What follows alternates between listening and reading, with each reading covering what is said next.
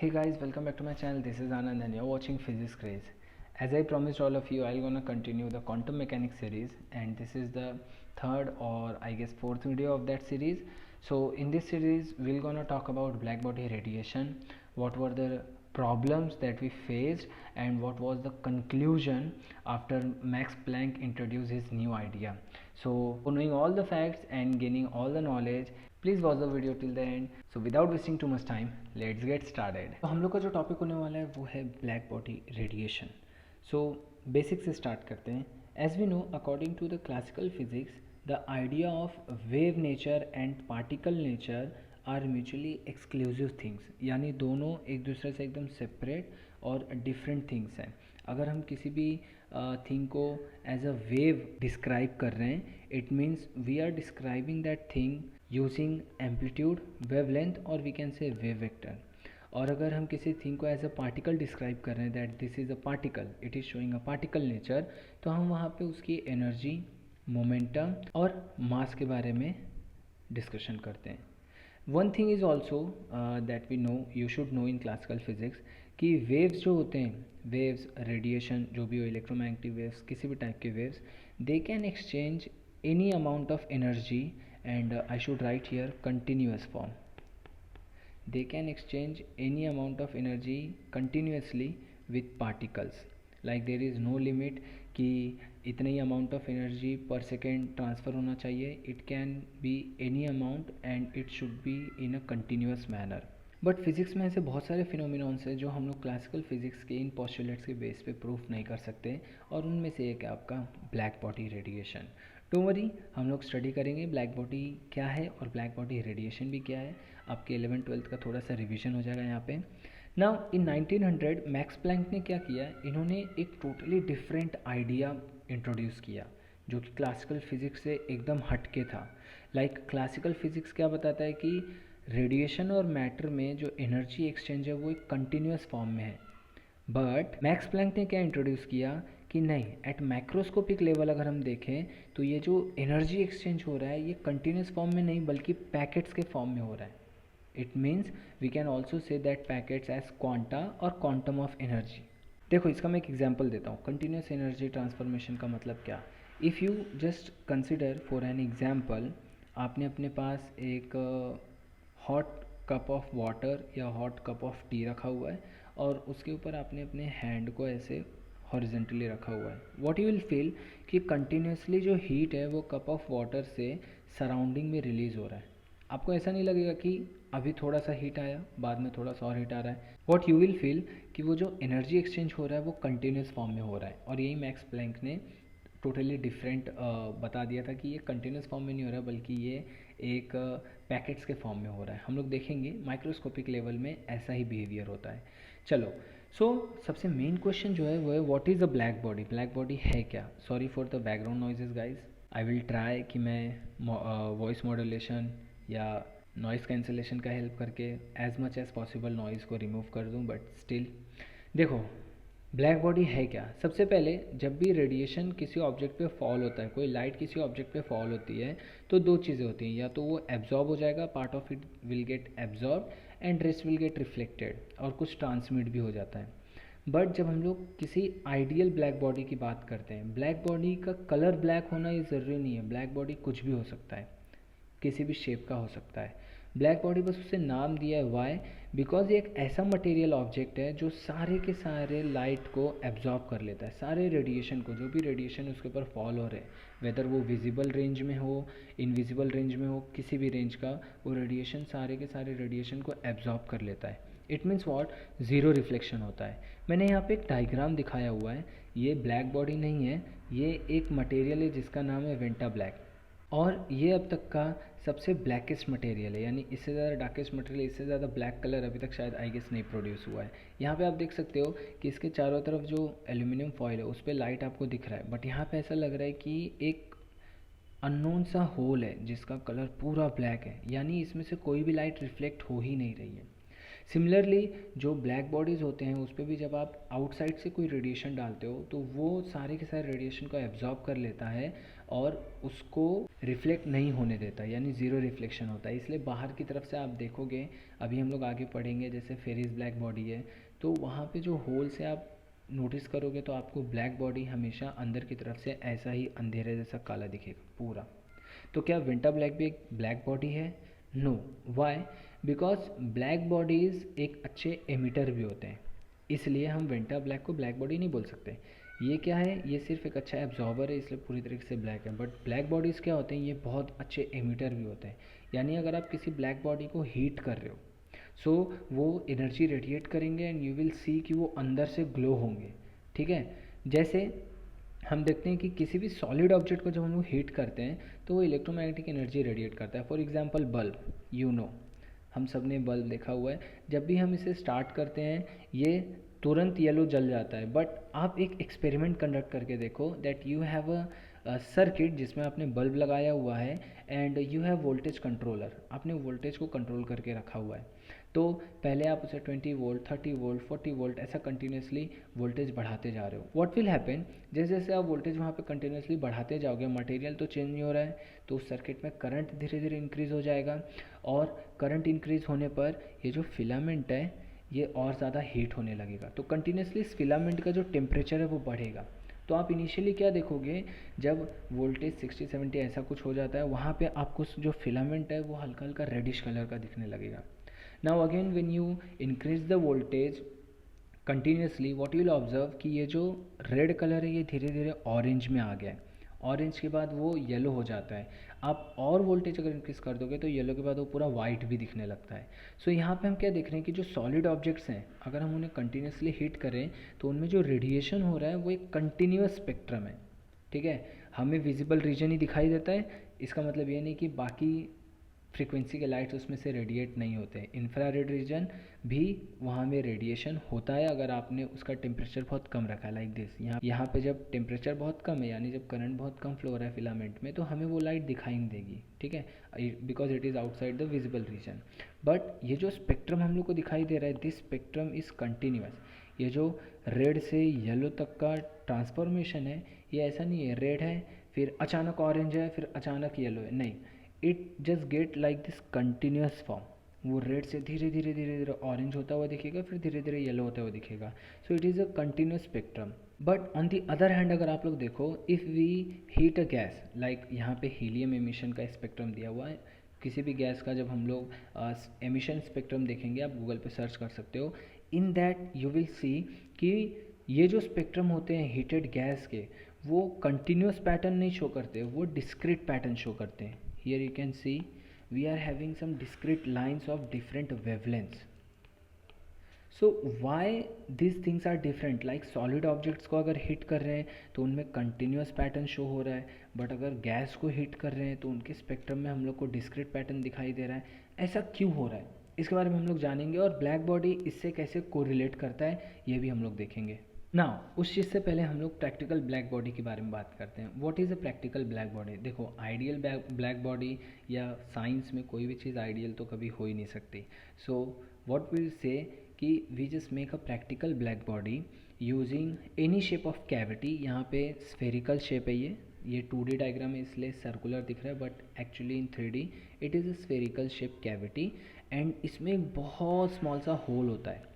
ये होल क्यों होता है? Because when we try to enter a light inside this cavity हम लोग इस होल का यूज़ करते हैं and this hole is very small. अब यहाँ पे क्या होता है, इसके जो इनर वॉल्स होते हैं, the inner walls of this cavity are perfectly reflecting, they are made perfectly reflecting using metallic surfaces. ठीक है, अच्छे मेटालिक सर्फेस का यूज़ करके हम इनके इनर सरफेस को परफेक्टली रिफ्लेक्टिंग कर सकते हैं। वाई? बिकॉज जब भी हम किसी रेडिएशन को इसमें एंटर करेंगे वो परफेक्टली रिफ्लेक्टिंग सरफेस से क्या होगा, रिफ्लेक्ट होगा, और ये कंटिन्यूस रिफ्लेक्शन जो है धीरे धीरे धीरे धीरे पूरे सरफेस में इस रेडिएशन को एब्जॉर्ब कर लेगा। इसका मतलब जो भी लाइट अंदर की तरफ आएगी वो पूरी तरीके से ट्रैप हो जाएगी। तो हम क्या बोल सकते हैं कि हमारा जो प्रैक्टिकल ब्लैक बॉडी है ये भी किसी भी लाइट को बाहर जाने नहीं देता, यानी 100% एब्जॉर्ब कर लेता है, ऑलमोस्ट 100% हम बोल सकते हैं। ये एब्जॉर्ब कर लेता है। दैट्स वाई हम बोल सकते हैं for our theory purpose this is a perfect practical black body. Now जब हम इस कैविटी को बाहर से हीट करते हैं, ये क्या करेगा, इट रेडिएट्स एनर्जी। अब ये जो एनर्जी रेडिएट करेगा, जो मेटालिक सरफेस से एनर्जी निकलेगा, और अगर हम लोग यहाँ से देखेंगे होल से, तो हम लोग को क्या पता चलेगा कि ये जो कैविटी है अंदर से धीरे धीरे ग्लो करने लगेगा। और ये ग्लोइंग का जो कलर है ये डिपेंड करता है कि आप किस टेम्परेचर पे इसे हीट कर रहे हो। Like your filament of bulb, जैसे जैसे आप टेम्परेचर बढ़ाते जाओगे, ये जो ग्लो हम लोग को यहाँ से दिखाई दे रहा है, वो ग्लो का जो कलर है, वेवलेंथ है, वो चेंज होते जाएगा। Now to understand the radiation, जो भी इनसाइड रेडिएशन हो रहा है, इसी को हम लोग बोलते हैं ब्लैक बॉडी रेडिएशन। बट ये रेडिएशन कब होता है, when we heat from the outside source. So ये जो रेडिएशन अंदर हो रहा है, इसको ऑब्जर्व करने के लिए हम क्या करेंगे, स्पेक्ट्रल डेंसिटी का एक ग्राफ बनाएंगे versus frequency, different different frequency और उसकी स्पेक्ट्रल डेंसिटी। इस ग्राफ को मैं आपको एक्सप्लेन करता हूँ कि ये ग्राफ है क्या। देखो ये ग्राफ में what we have spectral density. Spectral density अगर आप देखोगे, एक्चुअल में यह spectral density per frequency. Why am saying that, because इसका यूनिट अगर आप देखोगे तो ये joule per metre cube per frequency, और we can say per hertz, यानी यहाँ पे फ्रीक्वेंसी का भी यूज़ है। तो हम लोग को वाई एक्सिस पे स्पेक्ट्रल डेंसिटी पर फ्रीक्वेंसी है और हमारा एक्स एक्सिस पे सिर्फ फ्रीक्वेंसी है। यहाँ पे देखो, जब मैंने कैविटी को 2000 केल्विन पे रखा हुआ है, जब उसका टेम्परेचर 2000 केल्विन है, तो हम लोगों को इतने रेंज के फ्रीक्वेंसीज उस कैविटी में दिखाई देंगे। हमें हमारी आँख से नहीं दिखाई देंगे, we have to observe using some instruments. जब 3000 हो गया तो यहाँ पे रेंज बढ़ गया फ्रीक्वेंसीज़ का। जब 4000 किया तो ये रेंज देखो यहाँ से यहाँ तक चला गया और फ्रीक्वेंसीज उसमें इन्वॉल्व हो गई, और जब 5000 हुआ तो और इन्वॉल्व हो गई। यहाँ पे एक चीज़ हमने ऑब्जर्व किया कि भले ही we have a range of frequencies for a particular temperature, but this radiation shows a maxima for a particular frequency at a particular temperature। यहाँ पे देखो मैं जो रेड लाइंस खींच रहा हूँ, for different temperatures हमारे उस कैविटी के अंदर पर्टिकुलर फ्रीक्वेंसी का मैक्सिमा दिखाई दे रहा है, और ये मैक्सिमा हर टेम्परेचर पे चेंज होते जा रहा है। यहाँ पे अगर मैं कोई भी एक स्मॉल एरिया कैलकुलेट करूँ, this small area, now this small area के लिए मैं क्या यूज़ कर सकता हूँ, रेक्टेंगल का फॉर्मूला यूज़ कर सकता हूँ। और जब आप इन दोनों यूनिट्स को मल्टीप्लाई करोगे तो हर्ट्ज़ कैंसिल हो जाएगा, तो ये जो एरिया मिलेगा वो हम लोग को क्या देगा, जूल पर मीटर क्यूब, यानी स्पेक्ट्रल डेंसिटी। सिंपल। सो ये जो ग्राफ है, ये ग्राफ आपको स्पेक्ट्रल डेंसिटी शो कर रहा है। It is the observation, experimental observation, कि फॉर अ पर्टिकुलर टेम्परेचर हमको एक फिक्स फ्रीक्वेंसी पे मैक्सिमा देखने मिलता है। It means what, it means कि रेडिएशन तो बहुत सारे फ्रीक्वेंसीज का हो रहा है, बट हम लोग की कैविटी में हमें एक ही कलर सबसे मैक्सिमम ब्राइटनेस और इंटेंसिटी का दिखेगा। ठीक है, ये इसका मीनिंग है। तो हमें जो ये प्रैक्टिकल बोल सकते हैं, एक्सपेरिमेंटल ऑब्जर्वेशन हुआ, इसी एक्सपेरिमेंटल ऑब्जर्वेशन को what we have to do, we have to explain using theoretical means. तो अभी देखते हैं आगे कि कैसे थ्योरेटिकल मीन्स का यूज़ करके बहुत सारे साइंटिस्टों ने एक लंबा समय लेके इस ब्लैक बॉडी के रेडिएशन को एक्सप्लेन किया।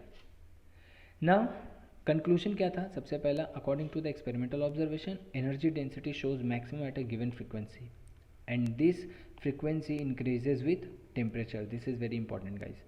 It does not depend on chemical composition, shape of material, यानी डिफरेंट डिफरेंट मटेरियल्स का यूज़ करके इस रेडिएशन को मेजर किया गया। व्हाट दे फाउंड कि ये जो स्पेक्ट्रल डेंसिटी का वेरिएशन हमको मिल रहा है, ये जो हम लोग को ग्राफ मिल रहा है अलग अलग टेम्परेचर पे अलग अलग फ्रीक्वेंसी का पीक, ये जो कॉमन बिहेवियर है, ये shape of the material and chemical composition से बिल्कुल ही इंडिपेंडेंट है। And third point is, it turns out that explanation of black body is not easy.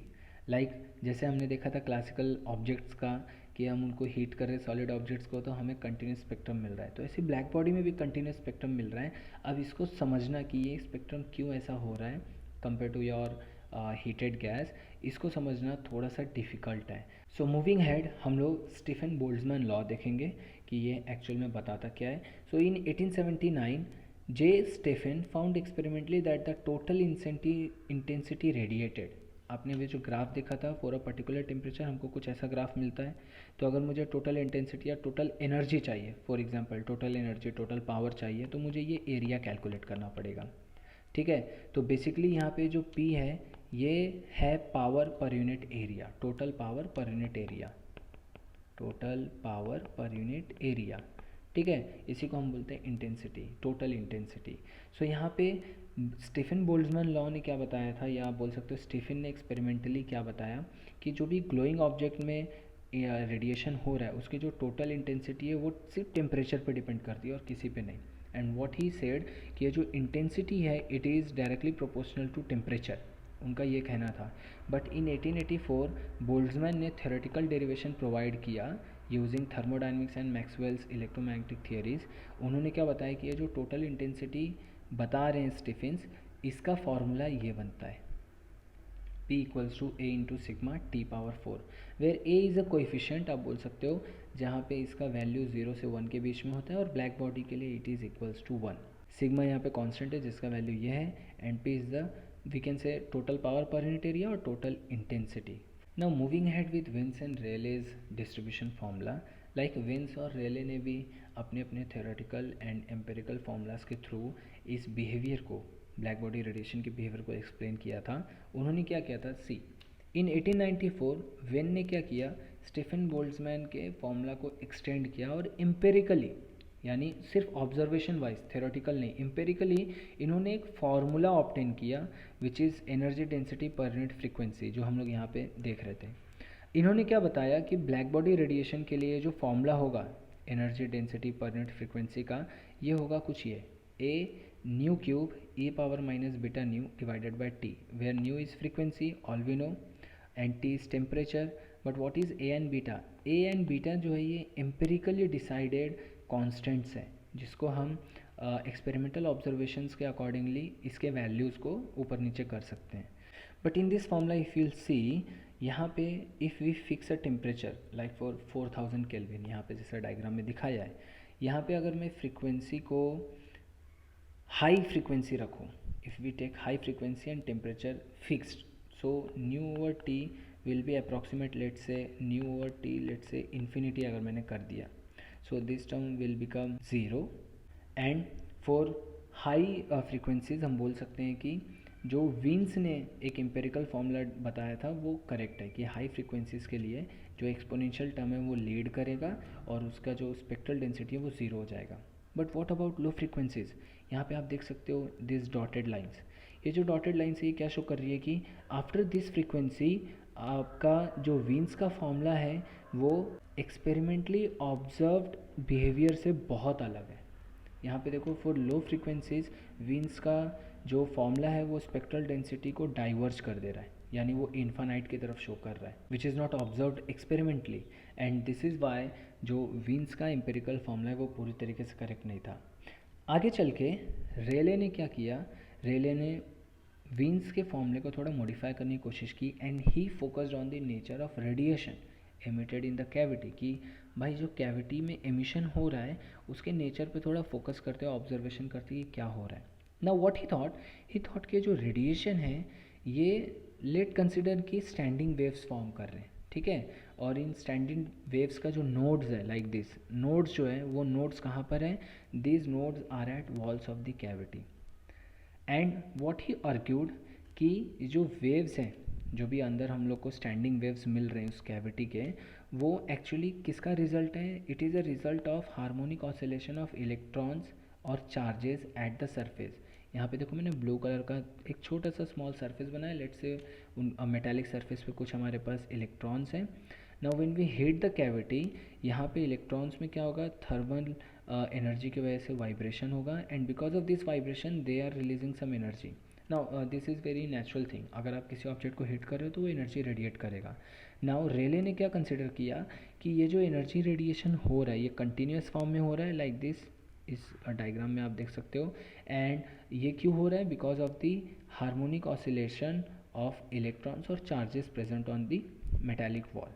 And ये सिंपल सी बात है, जो वाइब्रेशन है this will depend only on temperature of the cavity, जैसे जैसे टेम्परेचर बढ़ाओगे वाइब्रेशन बढ़ेगा और ये हाई एनर्जी का रेडिएशन एमिट करेगा। This is what the simple explanation of Rayleigh's. See मैं यूनिवर्सिटी एग्ज़ाम के लिए नहीं पढ़ा रहा हूँ, इस वजह से मैं बहुत डीप में नहीं जा रहा हूँ, आपको बस एंट्रेंस एग्ज़ाम की प्रिपरेशन के लिए जितना नॉलेज नेसेसरी है, जितना इन्फॉर्मेशन नेसेसरी उतना ही बता रहा हूँ। Now after calculating average energy and doing all the calculation, बहुत सारे कैलकुलेशन है, रेले ने क्या किया, आपके वीन्स के फॉर्मूले में थोड़ा सा चेंजेस लाया। उन्होंने क्या बताया कि जो स्पेक्ट्रल डेंसिटी का फॉर्मूला है वो ये बनेगा, this is 8 pi nu square over c cube k into T, where k is a Boltzmann constant we all know and T is temperature. अब यहाँ पे रेले ने जो फॉर्मूला बताया, इसको हम लोग रेले जीन्स फार्मूला भी बोलते हैं। इसमें प्रॉब्लम क्या था, इसमें प्रॉब्लम ये था कि अगर मैं पूरे किसी एक ग्राफ के लिए for at some particular temperature let say 4000 kelvin, अगर मैं ये पूरा टोटल इंटेंसिटी, याद है अभी हम लोग ने थोड़ी देर पहले पढ़ा था दिस फॉर्मूला स्टीफन बोल्ट्जमैन, अगर मुझे टोटल इंटेंसिटी कैलकुलेट करनी हो तो मैं क्या करूँगा, एज आई से टोटल इंटेंसिटी और total power per unit area, तो मैं इस एरिया को कैलकुलेट करूँगा, ठीक है। अब इस एरिया को कैलकुलेट करने के लिए एज वी नो कि this is on y axis we have nu sorry u and on x axis we have nu which is frequency. तो हम क्या करेंगे, ज़ीरो से लेके इन्फिनिटी तक इस यू को with respect to frequency integrate कर देंगे, एंड फॉर दैट हम लोग को पूरा एरिया मिल जाएगा, और वही एरिया क्या होगा, total power per unit area, sorry per unit surface area. But यहाँ पे प्रॉब्लम क्या आ रही है, देखो अगर मैं इसे इंटीग्रेट करूँ ज़ीरो से इन्फिनिटी न्यू स्क्वायर, बाकी कांस्टेंट को रहने देते हैं, एंड डी न्यू, हम लोग क्या मिल जाएगा, this will give us infinity. It means what कि रेले जीन्स का जो फॉर्मूला है लो फ्रीक्वेंसीज़ के लिए तो ठीक है, बट हाई फ्रीक्वेंसीज़ के लिए जाओगे तो वहाँ पे ये डाइवर्ज करने लगेगा, एंड जो टोटल इंटेंसिटी है, टोटल पावर है किसी भी पर्टिकुलर टेम्परेचर पे, वो भी डाइवर्ज कर रहा है, वो इन्फानाइट दे रहा है। इसका मतलब रेले जीन्स फॉर्मूला क्या बता रहा है कि किसी भी कैविटी के अंदर इन्फानाइट अमाउंट की एनर्जी रेडिएट हो सकती है, विच इज़ नॉट पॉसिबल। ये थर्मोडाइनमिक लॉ के एकदम अपोजिट है। एक इन्फानाइट अमाउंट ऑफ एनर्जी का सोर्स हम कभी नहीं क्रिएट कर सकते, इट इज़ नॉट पॉसिबल। इसलिए अगर आप देखोगे इस वाले डायग्राम में वी आर सेइंग कि फॉर लो फ्रीक्वेंसीज आपका रेले जीन्स का जो ग्राफ है वो एग्जैक्टली एक्सपेरिमेंटल ऑब्जर्वेशन से मैच कर रहा है, बट आफ्टर दिस फ्रीक्वेंसी आप देखोगे आफ्टर सम लिटिल फ्रीक्वेंसी आपका जो रेले जीन्स का फॉर्मूला है उसका ग्राफ देखो डाइवर्ज हो जा रहा है, विच इज़ बट ऑब्वियस, जो फॉर्मूला उसने दिया उस हिसाब से ऐसे ही हो रहा है। तो इसका मतलब रेले जीन्स लॉ भी पूरी तरीके से नहीं फॉलो कर रहा, वीन्स भी पूरी तरीके से नहीं फॉलो कर रहा, तो कुछ ना कुछ ऐसा चीज़ है जो हम मिस कर रहे हैं, कुछ तो एक ऐसा कॉन्सेप्ट है जिसको अभी तक हमने इन्वॉल्व नहीं किया हुआ है। यहाँ पे भी देखो मैंने डायग्राम में बता रखा है कि ये जो एरिया है from frequency nu to nu plus d nu, ये क्या दे देगा, energy per unit volume in the range nu to nu plus d nu, which is very obvious, आप इतना तो अभी तक जानते ही होंगे। सो लेट्स मूव अहेड कि एक्चुअल में था क्या, रियल फॉर्मूला क्या था इस ब्लैक बॉडी रेडिएशन को एक्सप्लेन करने के लिए, इस ग्राफ को पूरी तरीके से एक्सप्लेन करने के लिए। ना अभी हमने जो पढ़ा ना कि जो टोटल पावर इन्फानाइट की तरफ जा रहा है फॉर रेले जीन्स फॉर्मूला, इसको हम बोलते हैं ultraviolet catastrophe. For your information purpose अगर एग्जाम में आ गया तो किसी भी, इसे ही हम बोलते हैं ultraviolet catastrophe. Now let's move ahead with Planck's energy density distribution. Planck ने क्या किया, जैसा हमने फर्स्ट पेज पे पढ़ा था 1900 में, प्लैंक ने एक नया थियरी इंट्रोड्यूस किया था, उसके बारे में हम लोग इसमें पढ़ेंगे। So according to Rayleigh assumption standing waves can exchange any amount of energy with matter, जैसा उनको क्लासिकल फिजिक्स के अकॉर्डिंग था कि मैटर और रेडिएशन के बीच में कंटिन्यूस अमाउंट में कितनी भी एनर्जी ट्रांसफ़र हो सकती है। बट प्लैंक ने टोटली अपोजिट फिनोमिना अज्यूम किया। उन्होंने क्या बोला, ये जो एनर्जी एक्सचेंज है ना ये डिस्क्रीट होता है, जैसे आप डायग्राम में देख सकते हो, मैंने वहाँ पे कंटिन्यूस फॉर्म में ऐसा दिखाया था, बट यहाँ पे मैं डॉट्स दिखा रहा हूँ। This is not the we can say official और best way to represent, but या for understanding we can do that, कि यहाँ पे जो एनर्जी रेडिएट हो रहा है because of the thermal agitations, यहाँ पे जो एनर्जी रेडिएट हो रहा है वो डिस्क्रीट फॉर्म में हो रहा है, and that is what Planck introduced, and यही जो चीज़ है ये इस थियोरी को पूरा कंप्लीट करेगी, आप देखना। इन्होंने क्या पोस्टुलेट किया कि जो एनर्जी ऑफ रेडिएशन है it must be integral multiple of H new, यानी इनके वाइब्रेशन से जो भी एनर्जीज निकल रही है ना it is in a discrete form, and also it should be an integral multiple of H new, यानी यहाँ पे या तो 1 h न्यू होगा, 2 h न्यू होगा, 3 h न्यू होगा, कुछ ना कुछ होगा, ठीक है। ये एजम्पशन इन्होंने किया, और फिर इसके बाद जब इन्होंने एवरेज एनर्जी और बाकी सारा कैलकुलेशन जो रेले ने किया था उसी कैलकुलेशन को जब इन्होंने फॉरवर्ड किया, इन्हें जो स्पेक्ट्रल डेंसिटी का फॉर्मूला मिला वो ये मिला। जहाँ पे on the denominator we are having some exponential term. अब देखो ये फॉर्मूला सबसे ज़्यादा इंपॉर्टेंट, सबसे बोल सकते हो फाइनल था ब्लैक बॉडी रेडिएशन के कर्व को एक्सप्लेन करने के लिए। देखो सो फॉर लो फ्रीक्वेंसीज क्या हो जाएगा, व्हाट वी कैन से कि H nu will be very very less than k T, ठीक है, क्योंकि न्यू स्मॉल है और एच के साथ मल्टीप्लाई होगा which is a Planck's constant, तो ये वैल्यू और भी छोटा हो जाएगा। तो h nu will be very very less than k T, it means h nu over k T will be very very less than 1। And we know कि ये एक्सपोनेंशियल फॉर्म में है, तो एक्सपोनेंशियल फॉर्म का जो एक्सपांशन होता है ई power x क्या होता है 1 plus x square and so on. So x यानी यहाँ पे हमारे पास है H nu over k T. H nu over k T अगर 1 से बहुत छोटा है तो उसका स्क्वायर टर्म क्यूब टर्म सारा कैंसिल हो जाएगा, मीन निगलेक्ट हो सकता है। इट मीन्स व्हाट, जो ए over H nu over k T है इसको हम क्या लिख सकते हैं 1 ओवर एच न्यू बाय के टी, सिंपल। तो ये वाला 1 और ये वाला 1 कैंसिल हो जाएगा और हम लोगों को एक फाइनाइट वैल्यू मिलेगा, ठीक है, जहाँ पे एच न्यू फिर से कैंसिल हो जाएगा। Here we have nu square और न्यू का वैल्यू वैसे ही बहुत स्मॉल है, तो हमें जो स्पेक्ट्रल डेंसिटी मिलेगी वो बहुत कम मिलेगी अकॉर्डिंग टू द डायग्राम। जब H nu over k T बहुत ज़्यादा बड़ा हो जाएगा 1 से, तब क्या होगा, तब हम क्या करेंगे, H nu over k T जो है ये 1 से भी बहुत ज़्यादा बड़ा होगा एक्सपोनेंशियल का पावर। इट मीन्स हम इस 1 को निगलेक्ट कर सकते हैं। 1 को निगलेक्ट करने के बाद जब हमारे पास ये एक्सपोनेंशियल टर्म होगा ये बहुत ज़्यादा बड़ा है, तो very large value of frequency पे इसका डिनोमिनेटर बहुत हाई हो जाएगा। एंड वी नो दैट कि जब डिनोमिनेटर का वैल्यू बहुत ज़्यादा हाई होता है तो ये पूरा वैल्यू जो है वो लो हो जाएगा, यानी टेंडिंग टू ज़ीरो हो जाएगा। So this formula finally explains the experimental observation that we did for black body radiation, and यही सबसे लास्ट और एग्जैक्ट फॉर्मूला था। इसके बाद देखो हम क्या करेंगे, फ्रीक्वेंसी की जगह पे सी और लैम्डा यूज़ करेंगे, तो हम लोग का जो फॉर्मूला है spectral density per unit wavelength का बन जाएगा, हर जगह वेवलेंथ आ जाएगा।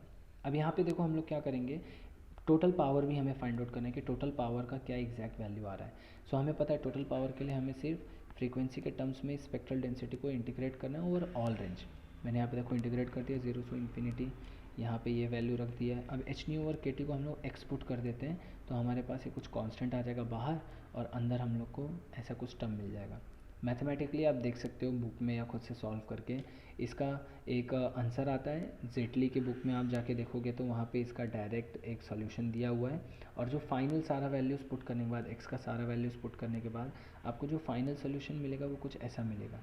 यहाँ पे जो सिग्मा है ना गाइस, इस सिग्मा को ये कांस्टेंट से रिप्लेस किया गया है, 4/c बाद में डाला हुआ है, ठीक है।